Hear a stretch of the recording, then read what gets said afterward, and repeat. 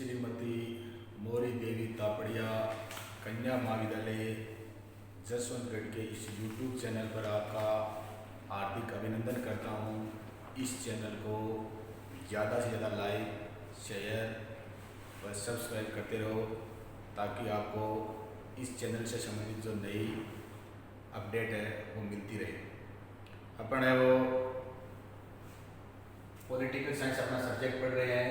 इसमें जो BA second year, वैसे ये कंपटीशन कोई सा भी एग्ज़ाम हो, चाहे राजस्थान पुलिस से लेकर कितने लेवल का एग्ज़ाम हो, उसमें जो संविधान से संबंधित जो पोर्शन है वो आते हैं। तो उसी को मैं ध्यान में रखकर कंपटीशन एग्ज़ाम को उसी के अनुसार वो क्वेश्चन है वो हल करवाने की कोशिश कर रहा हूँ। तो अपन है वो भारतीय संविधान में कल मौलिक अधिकार पढ़ रहे थे। मैंने आपको बताए थे भाई मूल संविधान में 7 मूल अधिकार थे, वर्तमान में ये 6 है। ये 6 कैसे हो गए, इसके बारे में अपन ने कल चर्चा कर ली थी। अब अपन आज है वो कल आपको समानता का अधिकार भी अनुच्छेद 14 से लेकर 18 तक पढ़ा दिया था। आज अपन जो दूसरा मूल अधिकार है स्वतंत्रता का अधिकार। कौन सा? स्वतंत्रता का अधिकार। ये भारतीय संविधान में अनुच्छेद 19 से लेकर 22 तक है। क्वेश्चन पूछ ले तो आपको ये ध्यान रखना है, स्वतंत्रता का अधिकार है अनुच्छेद 19 से लेकर 22 तक है। कौन सा? स्वतंत्रता का अधिकार। इसमें अनुच्छेद 19, 20, 21 और 22 4 अनुच्छेद रहते हैं। इस बात का आपको ध्यान रखना है। अब ये ध्यान रखना, कुछ क्वेश्चन ऐसे भी आए हैं कि भारतीय नागरिकों को कौन कौन से मूल अधिकार प्राप्त है। तो अनुच्छेद 15, अनुच्छेद 16, अनुच्छेद 19, अनुच्छेद 29 और अनुच्छेद 30। ये 5 मूल अधिकार ऐसे है जो सिर्फ और सिर्फ भारतीय जो नागरिक है उनको ही प्राप्त है। इस बात का ध्यान रखना। काफी बार पटवारी के एग्जाम में और भी कोई एग्जाम में पूछा गया है कि इनमें से कौन सा मूल अधिकार है वो भारतीय नागरिकों को प्राप्त नहीं है, या भारतीय नागरिकों को कौन कौन से मूल अधिकार प्राप्त है। अनुच्छेद 15 जिसमें लेकर बताया था आपको मैंने, किसी प्रकार का भेदभाव नहीं किया जाएगा। अनुच्छेद 16 अवसर की समानता। अनुच्छेद 19 अभी अपन चर्चा करेंगे, स्वतंत्रता का अधिकार है। अनुच्छेद 29 और 30 अल्पसंख्यक जो वर्ग है उनसे संबंधित है। अपने को यहाँ पर यही ध्यान रखनी है कि मूल अधिकारों में वो कौन कौन से अनुच्छेद है जो सिर्फ भारतीय नागरिकों को प्रदान किए गए। तो अनुच्छेद 15, 16, 19, 29 और 30 ये कितने हो गए? 5 अनुच्छेद है मूल अधिकारों में जो सिर्फ और सिर्फ भारतीय नागरिकों को प्राप्त है। बाकी वो सारे जो मूल अधिकार है वो विदेशी को भी प्राप्त है। इस बात का ध्यान रखना है। क्वेश्चन पूरी आने की संभावना रहती है तो इनका ध्यान रखना। ये 5 अनुच्छेद ऐसे है जो सिर्फ और सिर्फ भारतीय नागरिकों को प्राप्त है। अब अपन 19 अनुच्छेद 19 है, ये मैंने पहले बता दिया। अनुच्छेद 19 है वो सिर्फ और सिर्फ किसको? भारतीय नागरिकों को प्राप्त है। पता चल गया आपको इस बात का तो कि अनुच्छेद जो 19 है सिर्फ और सिर्फ किसको प्राप्त है? भारतीय नागरिकों को प्राप्त है। अनुच्छेद 19 के तहत यहाँ से क्वेश्चन आने की संभावना रहती है। अनुच्छेद 19 के तहत मूल संविधान में भारतीय नागरिकों को 7, वही बात रहे अपन मूल अधिकारों की बात करते थे तो मूल संविधान में 7 मूल अधिकार थे। वैसे अनुच्छेद 19 है ये सिर्फ भारतीय नागरिकों को प्राप्त है। और इसमें मूल संविधान में भारतीय नागरिकों को कितनी स्वतंत्रताएं प्राप्त थी? 7 स्वतंत्रताएं प्राप्त थी।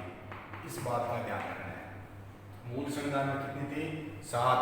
और वर्तमान में अनुच्छेद 19 के तहत भारतीय नागरिकों को कितनी स्वतंत्रताएं दी गई है? 6। इस बात का ध्यान रखना है। मूल संविधान में 7 स्वतंत्रताएं थी, वर्तमान में कितनी है? 6 है। और ये जो 6 क्यों होगी? क्योंकि जो एक 44वां संविधान बताया था मैंने आपको 1978 में, पहले गैर कांग्रेसी प्रधानमंत्री मोरारजी देसाई है, उनके समय जो एक अनुच्छेद 19(1)(6) में संपत्ति का अर्जन और धारण करना, संपत्ति के अर्जन, धारण एवं वे खर्च करने की स्वतंत्रता थी, जिसको क्या कर दिया हमने? जिसको यहाँ स्वतंत्रता का जो अधिकार है उससे इसको यहाँ पर क्या कर दिया? इसको हटा दिया। तो कब है? 44वां संविधान संशोधन 1978 में। तो अब ये कितने रह गए? अब वर्तमान में अनुच्छेद 19 के तहत कितनी स्वतंत्रताएं हैं? 6 स्वतंत्रताएं हैं। क्यों? क्योंकि जो ये अनुच्छेद 19(1)(च) में संपत्ति का अर्जन, धारण और व्यय खर्च करने की स्वतंत्रता थी, जिसको 44वें संविधान संशोधन 1978 में पहले गैर कांग्रेसी प्रधानमंत्री मोरारजी देसाई के समय इस जो ये है अनुच्छेद 19(1)(च) इसको यहाँ से क्या कर दिया गया, हटा दिया गया। तो अब वर्तमान में कितने हैं? 6। इस बात का ध्यान रखना। काफी बार क्वेश्चन में पूछा गया है कि वर्तमान समय में अनुच्छेद 19 के तहत भारतीय नागरिकों को कितनी स्वतंत्रताएं प्रदान की गई है। तो वर्तमान की बात करें तो कितनी? 6। मैं बता रहा हूँ अभी आपको कौन कौन सी 6 है। और बात मूल संविधान की करें तो कितनी? 7। और बात उस हटाने वाले की कर ले वो कहाँ गया, कब किया गया? तो मैं आपको बता चुका हूँ अनुच्छेद 19(1)(च) में संपत्ति का धारण, अर्जन और व्यय करने की जो स्वतंत्रता थी उसको सीमित कर दिया गया है। यहाँ से 44वां संविधान संशोधन 1978 है, यहाँ से क्या कर दिया गया, विलोपित कर दिया गया। समझ में आ गया होगा ये। अब अपन अनुच्छेद जो 19 है जो सिर्फ भारतीय नागरिक को प्राप्त है, इसमें अपन वो वर्तमान समय में 6 स्वतंत्रताएं हैं। एक मैं आपको बता चुका हूँ अनुच्छेद 19(1)(क) में, अनुच्छेद 19(1)(क) में विचार और अभिव्यक्ति की स्वतंत्रता है। क्या है? विचार और अभिव्यक्ति की स्वतंत्रता। अपने अपने विचार प्रकट करते हैं, अपने विचार व्यक्त करते हैं। अपन कोई मान लो कोई पुस्तक लिखते हैं, समाचार पत्र लिखते हैं, किसी के माध्यम से अपने विचारों को जो अभिव्यक्त करते हैं वो किस में दी गई है? अनुच्छेद 19(1)(क) में। इसका मतलब होता है बोलना। आप अपने विचार है वो बोल सकते हो, किसी भी माध्यम से आप क्या कर सकते हो, प्रकट कर सकते हो। तो अनुच्छेद 19(1)(क) में विचार और अभिव्यक्ति की स्वतंत्रता है। अनुच्छेद 19(1)(ख) में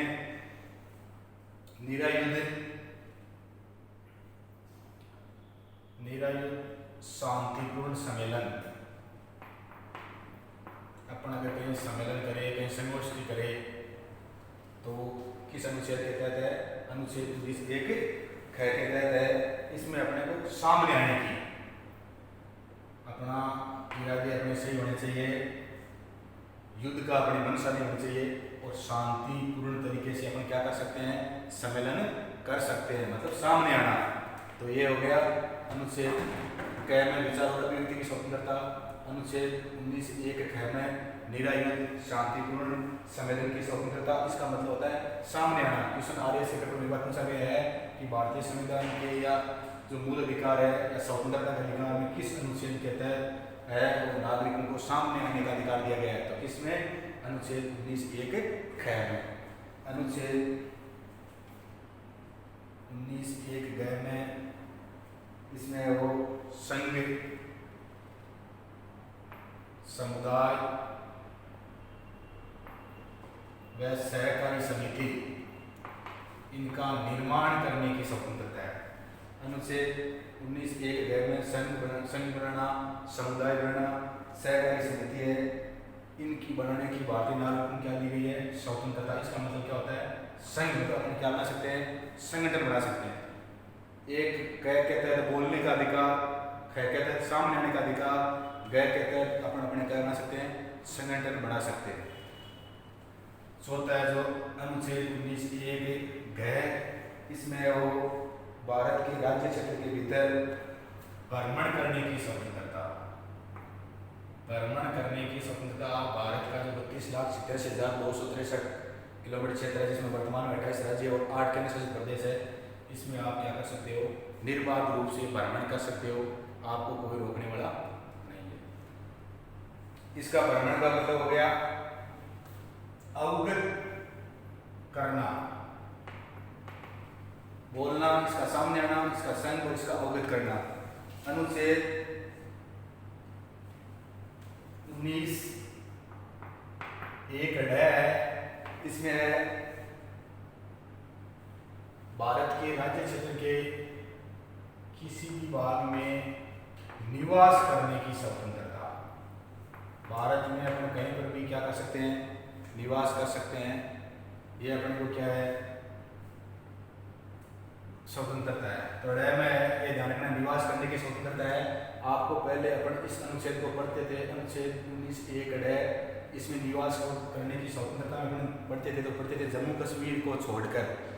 वर्तमान में ऐसा कुछ भी नहीं है। जब से 30 अक्टूबर 2019 से जम्मू कश्मीर जो विलय अधिनियम था, उसके तहत से जम्मू कश्मीर में जो धारा 370 और 35 के हटने के बाद में और केंद्र शासित प्रदेश बनने के बाद में वहाँ पर भी निवास करने की क्या है, स्वतंत्रता है।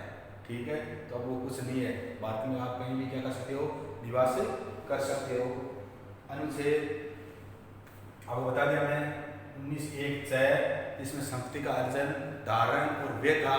मूल संविधान में ये था, परंतु 44वें संविधान संशोधन द्वारा इसे क्या कर दिया गया, इस स्वतंत्रता को विलोपित कर दिया गया। तो अपने को मूल में ध्यान रखना है, मूल में 7 थी, कौन सी थी है, क्योंकि अजय किशन की अनुच्छेद 19 में किस स्वतंत्रता को वर्तमान समय में विलोपित कर दिया गया, तो अपने को ध्यान रखना है संपत्ति का धारण, अर्जन और व्यय करने की स्वतंत्रता। इसका अपने को ये ध्यान रखना है।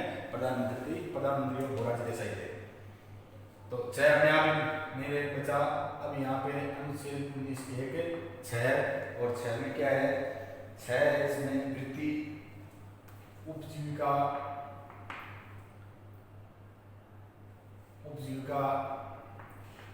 व्यापार, वाणिज्य। आप भारत में कहीं पर भी व्यापार है, वाणिज्य है, ठीक है, अपना जो कोई भी काम धंधा है वो कर सकते हो। इसकी आपको क्या दी गई है, स्वतंत्रता दी गई है। ये जो है वो भाग 13 में अनुच्छेद 301 में भी आती है। तो अपने को अनुच्छेद 19 में बता दिया आपको, अनुच्छेद 15, अनुच्छेद 16, अनुच्छेद 19, अनुच्छेद 29 और अनुच्छेद 30, ये 5 मूल अधिकार ऐसे हैं जो सिर्फ और सिर्फ किसको प्रदान किए गए, भारतीय नागरिकों को। अब इसमें अनुच्छेद 19 है वो बहुत महत्वपूर्ण है। इसमें मूल संविधान अपने को 7 प्रकार की स्वतंत्रताएं दी गई थी, पर वर्तमान में कितनी है, 6 स्वतंत्रताएं हैं। अनुच्छेद 19(1) में विचार और अभिव्यक्ति की स्वतंत्रता, मतलब आपको बोलने का अधिकार दिया गया है। अनुच्छेद 19(1) में निरायुध शांतिपूर्ण सम्मेलन करने की स्वतंत्रता, मतलब आपको सामने आने की स्वतंत्रता दी गई है। अनुच्छेद 19(1) में संघ, समुदाय या सहकारी समिति बनाने की जो है वो अधिकार दिया गया है, इसमें आप संघ बनाने का है। अनुच्छेद 19(1) में भ्रमण करने की स्वतंत्रता, अवगत करना भारत के आप किसी भी क्षेत्र की जानकारी हासिल कर सकते हो, कहीं भी भ्रमण कर सकते हो। अनुच्छेद 19(1) में निवास करने की स्वतंत्रता, भारत में आप कहीं पर भी निवासी हो सकते हो, कहीं भी आप भारत में अपनी भाषा में कहे तो बस सकते हो। और 6 जो मैं आपको बता चुका हूँ, इसको 44वें संविधान संशोधन 1978 द्वारा क्या कर दिया गया, ये जो स्वतंत्रता है इसको समाप्त कर दिया गया। इसका ध्यान रखना भाई, काफी बार पूछा गया है इस क्वेश्चन में। 42वां और 44वां संविधान संशोधन आता है तो काफी बार है वो अपन गलती कर बैठते थे, इसको ध्यान रखना। 44वां था प्रधानमंत्री का ध्यान रख लो, प्रथम गैर कांग्रेसी प्रधानमंत्री मोरारजी देसाई के समय हुआ था, गड़बड़ी नहीं होती, काफी बार हो जाता है। और अनुच्छेद 19(1)(6) इसके तहत वृत्ति, उपजीविका, व्यापार और वाणिज्य इसकी क्या दी गई है, स्वतंत्रता दी गई है। तो वर्तमान समय में अनुच्छेद 19 जो है इसके तहत ये 6 स्वतंत्रताएं हैं, और मूल संविधान में आपको मैं बता चुका हूँ कितनी थी, 7 स्वतंत्रताएं थी। इस बात का ध्यान रखना है, यहाँ से हर बार क्वेश्चन पूछते हैं तो इसलिए आपको ध्यान रखना है। अब अपना अनुच्छेद 19 पढ़ लिया, अनुच्छेद 20 की बात करेंगे। अनुच्छेद 20 का सीधा क्वेश्चन काफी बार पूछा गया है कि अनुच्छेद जो 20 है ये मूल अधिकारों के किस अधिकार में आता है, तो अपने ध्यान रखना किस में आता है, स्वतंत्रता के अधिकार। किस में आता है, स्वतंत्रता। सीधा पूछते हैं तो अपने को बताना चाहिए स्वतंत्रता के अधिकार में आता है। और इसमें क्या है, अपराधों के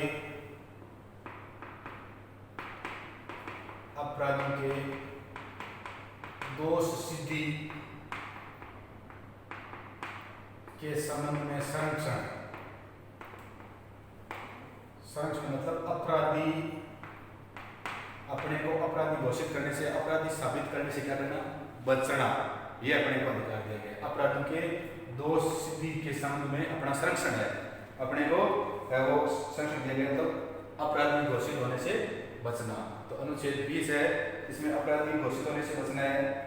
अब देखो इसमें किसी भी व्यक्ति को तब तक अपराधी घोषित नहीं किया जा सकता जब तक कि उसने अपराध के समय या उसने कोई ऐसा अपराध नहीं किया है, या जिस समय उसने अपराध किया है उस समय वैसा कानून बन चुका है।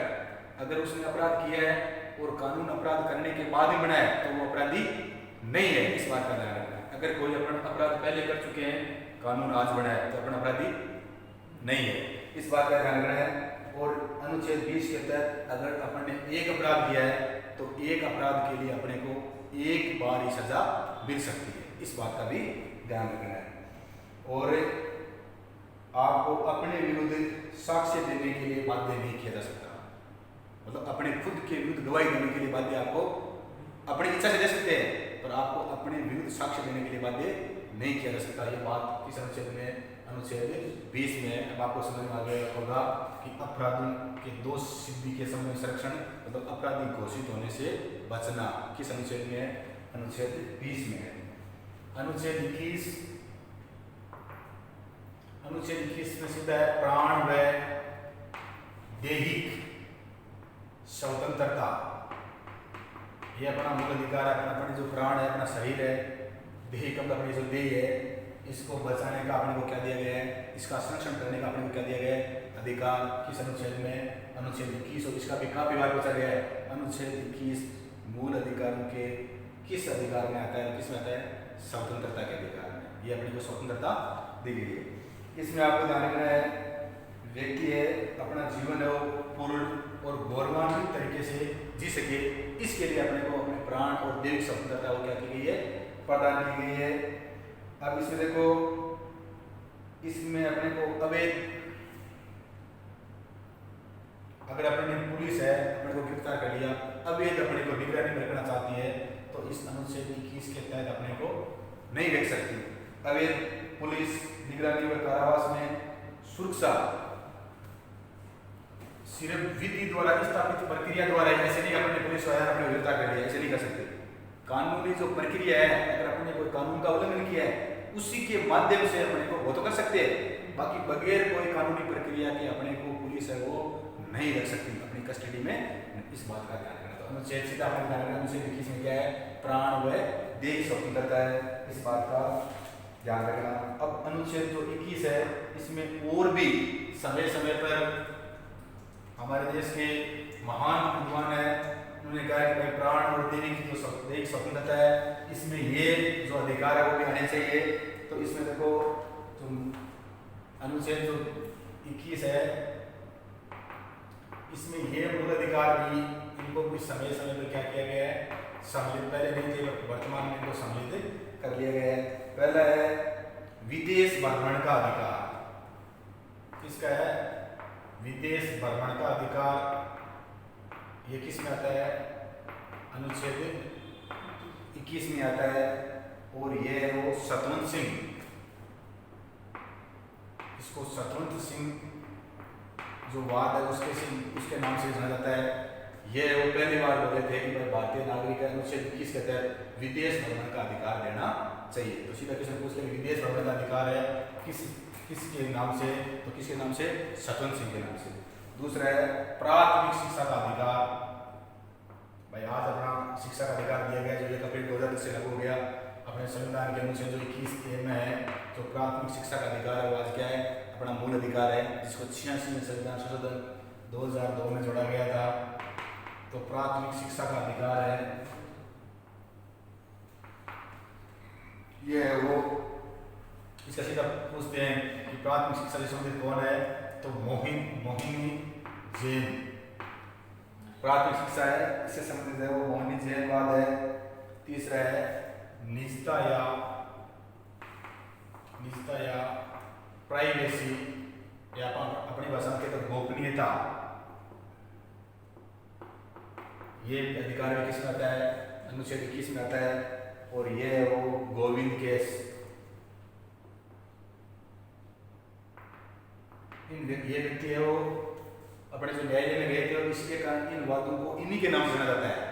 ठीक है, इस बात का ध्यान रखना। विदेश भ्रमण का अधिकार सतवंत सिंह, प्राथमिक शिक्षा का अधिकार मोहिनी जैन वाद, निजता, प्राइवेसी या गोपनीयता का अधिकार गोविंद केस। काफी बार आरएस की तैयारी करते हैं, उसमें सीधा क्वेश्चन पूछते हैं कि निजता, प्राइवेसी या गोपनीयता वाद है, तो उससे संबंधित कौन सा व्यक्ति है, तो क्या ध्यान रखना है, गोविंद। अपने कैसे भी है वो पकड़ के याद कर लेना। अगला है शुद्ध वायु एवं, भाई ये अपना अधिकार है, अगर शुद्ध वायु हो रहा है, अपने को जल नहीं मिलेगा तो अपना जीवन है वो अपना जीवन में ही वो व्यतीत कर पाएंगे। तो ये इसे बंदेश केस कहते हैं, बंदेश केस के नाम से जाना जाता है। और इसके थे मुरली देवड़ा, कौन थे, मुरली देवड़ा। अगला जो है वो है यौन उत्पीड़न के विरुद्ध।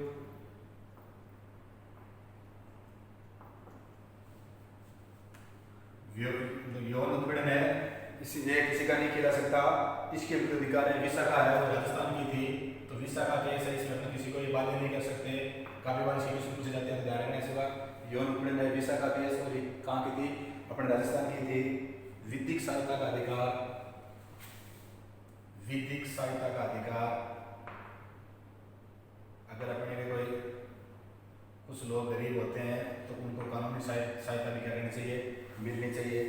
आज अपने अनुच्छेद 39 जो है उसमें निःशुल्क कानूनी सहायता का अधिकार दिया गया है, तो ये भी अनुच्छेद 21 में आता है। और ये है वो हुसैन आरा केस, हुसैन आरा केस। उसके बाद में है आजीविका का अधिकार। अपन अपने देश में निवास कर रहे हैं या कहीं भी कर रहे हैं, अगर अपने पास कोई रोजगार नहीं है तो अपन अपना जीवन है वो नहीं बिता सकते। इसलिए अपन जिस देश के नागरिक है, अपने देश के नागरिक है, तो अपने को रोजगार भी मिलना चाहिए, ताकि अपना जीवन क्या हो जाए, आराम से वो चल जाए। ये नरेंद्र कुमार केस के नाम से जाता है। और इसी के कारण अपने जो नरेगा, आप जानते हो महात्मा गांधी राष्ट्रीय जो रोजगार देने की योजना है, इसकी सभी लोगों को क्या मिलना चाहिए, रोजगार मिलना चाहिए। मतलब उनकी ऐसा रोजगार मिले ताकि वो अपनी न्यूनतम जो आवश्यकता है वो क्या कर ले, पूरी, जैसे रोटी है, कपड़ा है, मकान है, शिक्षा है, स्वास्थ्य है, इनको पूरा कर ले। ये अगला है नींद लेने का अधिकार। क्या है, नींद लेने का अधिकार भी किसमें आता है, अनुच्छेद 21 में आता है, मूल अधिकारों की श्रेणी में। और यह इसको कौन ले गए थे, बाबा रामदेव। अगर आप सही तरीके से नींद नहीं ले पाओगे या अगर आपको नींद नहीं लेने देंगे तो भी अपन अपना जीवन क्या नहीं कर सकते, आराम से नहीं व्यतीत कर सकते। तो ये सारे अधिकार अनुच्छेद 21 में मूल अधिकार है, इसकी श्रेणी में आते हैं। विदेश भ्रमण का अधिकार, स्वतंत्रता, प्राथमिक शिक्षा अधिकार सबको मिलनी चाहिए, अधिकार है। मौनी जेलवाद के बाद में निजता या प्राइवेसी, अपन अपनी बातें हैं उसको है वो प्राइवेट रख सकते हैं, पब्लिश नहीं करेंगे। गोविंद केस में शुद्ध वायु और जल सभी नागरिकों को मिलना चाहिए। यह उपदेश केस मुरली देवड़ा का, यौन उत्पीड़न विशाखा केस, और विधिक सहायता है ये हुसैन आरा केस, और आजीविका है वो नरेंद्र कुमार, और नींद लेने का अधिकार कौन है, बाबा रामदेव है। तो ये अनुच्छेद 21 में ही आते हैं। तो अपन थोड़ा सा अनुच्छेद 22 है, अनुच्छेद 22 को थोड़ा सा है वो इसको रीडिंग मार लेते हैं, जो स्वतंत्रता का अधिकार में आता है। अनुच्छेद 22, अनुच्छेद 22 में क्या है, अनुच्छेद 22 है, इसमें कुछ दशाओं या परिस्थितियों में गिरफ्तारी व विरोध में संरक्षण। कुछ परिस्थितियां व दशाओं में गिरफ्तारी व निरोध में संरक्षण। कुछ परिस्थितियां ऐसी है जिसमें आपको क्या दिया गया है, गिरफ्तारी व निरोध में क्या दिया गया है, संरक्षण दिया गया है। तो इसमें देखो, बंदी, अगर पुलिस ने किसी व्यक्ति को बंदी बना लिया तो बंदी बनाने वाले व्यक्ति को 24 घंटे के अंदर 24 घंटे के अंदर किसके समक्ष ले जाएंगे, मजिस्ट्रेट के समक्ष पेश करेंगे। पुलिस अवैध निगरानी में नहीं रह सकती। अगर किसी व्यक्ति को बंदी बनाया है तो उसको बंदी बनाने का कारण बताएगी कि आपको इस कारण से बंदी बनाया जा रहा है, आपने ये कानून ऐसा उल्लंघन किया है या आप इसमें है वो मुलजिम हो। और उस व्यक्ति को 24 घंटे के भीतर नज़दीकी जो मजिस्ट्रेट है वहाँ पर क्या करेगी, उसके समक्ष पेश करेगी कि इस व्यक्ति को हमने इस कानून के अपराध में क्या किया है, गिरफ्तार किया है। बंदी बनाए गए व्यक्ति को बंदी बनाए जाने के कारण बताने होंगे। बंदी बनाए गए व्यक्ति को अपने वकील से परामर्श करने का भी अधिकार है। अपने वकील से वो बंदी है क्या कर सकता है, परामर्श कर सकता है, वकील कर सकता है, ये अधिकार होगा। अनुच्छेद 22 में भी है, अनुच्छेद जो 22(3) है, इसमें जो ये जो मैंने बताई है ये व्यवस्थाएं हैं वो निवारक निरोध, अपने एक निवारक निरोध कानून बनाया गया है। उसके तहत अगर मतलब निवारक निरोध कानून है, इसके तहत अगर किसी व्यक्ति को गिरफ्तार किया गया है तो ये जो ऊपर वाली बातें हैं वो लागू नहीं होती। अगर किसी व्यक्ति को निवारक निरोध कानून के तहत बंदी बनाया गया है उस व्यक्ति के वो बातें वो लागू नहीं होती। इस बात का ध्यान रखना है। इसमें क्या है, अनुच्छेद 22 में अगर किसी व्यक्ति को है वो निवारक विरोध कानून है, इसके तहत बंदी बनाया गया है, तो उस व्यक्ति को 3 माह तक है वो निवारक विरोध कानून के तहत अगर किसी व्यक्ति को बंदी बनाया है तो उसको 3 माह तक पुलिस अपनी कस्टडी में या अपने वो निगरानी में रख सकती है। ठीक है, क्योंकि ये निवारक विरोध कानून है, इसमें उस व्यक्ति को बंदी बनाया जाता है जिस पर ये अपने देश की एकता व अखंडता को नुकसान पहुंचाने वाले व्यक्ति को ही या शत्रु देश के निवासी को ही क्या किया जाता है, गिरफ्तार किया जाता है। इस बात का ध्यान रखना है। तो उस पर जो अनुच्छेद 22 की जो बातें हैं वो लागू नहीं होती है, उसको 3 महीने तक पुलिस अपनी हिरासत में रख सकती है। इस बात का ध्यान रखना है। तो आज अपन ये स्वतंत्रता का अधिकार पढ़ा, आगे अधिकार पढ़ेंगे। तो अपन इस जो है ज़्यादा से ज़्यादा लाइक शेयर और सब्सक्राइब करते रहो। जितना ज़्यादा आप लाइक करोगे उतना ही हमारा मोटिवेशन बढ़ेगा। धन्यवाद। जय हिंद, जय भारत।